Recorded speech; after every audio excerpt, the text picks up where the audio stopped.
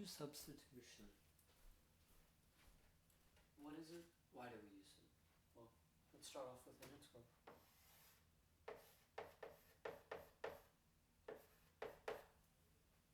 We know what this means. We're an integrated function. However, what if within that function we have a function? So, that is, what if we get something that looks like that?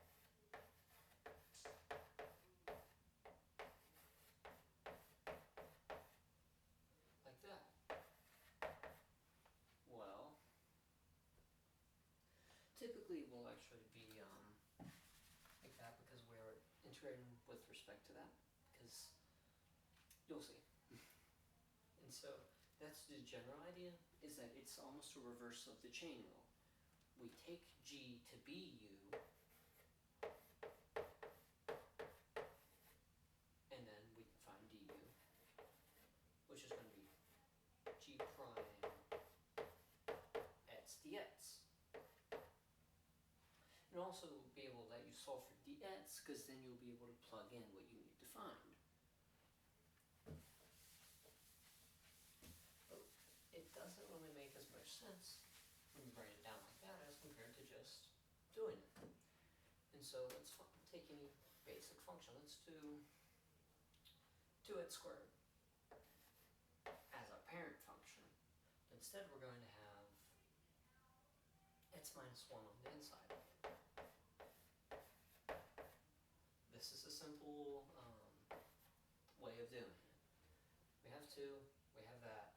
We want to choose our u sub to be the argument of the function that's the parent function, per se. And so thus, we make it 2u squared du, but what's du, what's u? Well, u is equal to x minus 1. The derivative of x minus 1 equals dx. 1 dx if you want to be particular, but that's assumed. And so thus, we could solve for that, so that would be du over 1 is what dx is equal to, or just du equals dx. And so then, we take our definitions, we place them in. That's what we get. We know how to solve this. We pull the 2 out, and you have u squared du, obviously this is over 3 plus c. And so then we take that definition and plug in what we had originally got. So x minus 1. 2 x minus 1 cubed over 3 plus c is the indefinite integral. That's the idea behind a basic u sub, is that we are taking a term that's used as an argument, finding the differential of that term within the integral, finding the differential of the variable that's within that term inside of it. Now, it won't always be nice. Sometimes you'll get something like the integral of 2x sine x squared dx. Try and find out what it is for yourself. Okay, we're going to say u to be equal to x squared. Thus, du is going to be equal to 2x dx. And so then, my Calc 2 professor, she says, don't move the variables. You can move the variables if they're there. However, I'm going to teach it how she's doing it because she's got more experience in it than I do.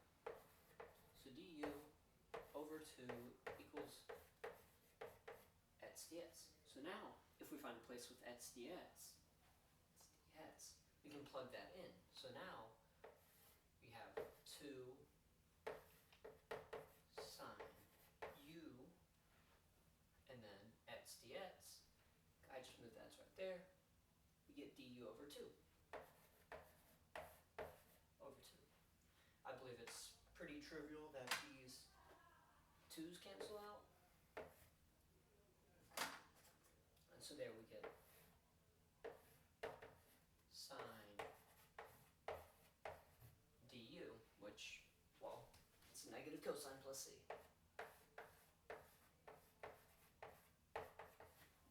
And then, once we have that, well, you plug it in.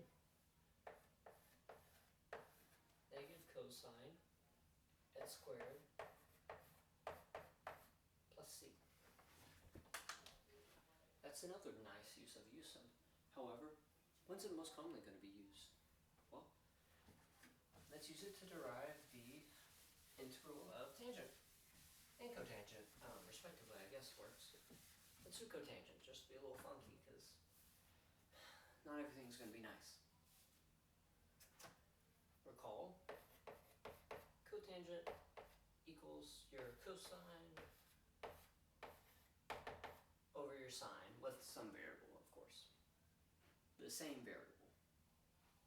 So there, we say we want to integrate cotangent dx. Okay. This can be rewrote as cosine x over sine x dx.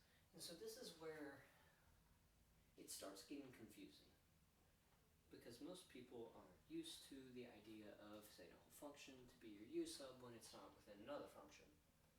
But we're going to do that anyways. So u equals sine x. Du equals cosine x dx. You just start to recognize them. You know that cosine is the derivative of sine, so it's going to be what we use for u, and then du. So then we'll plug it in. There we get 1 over u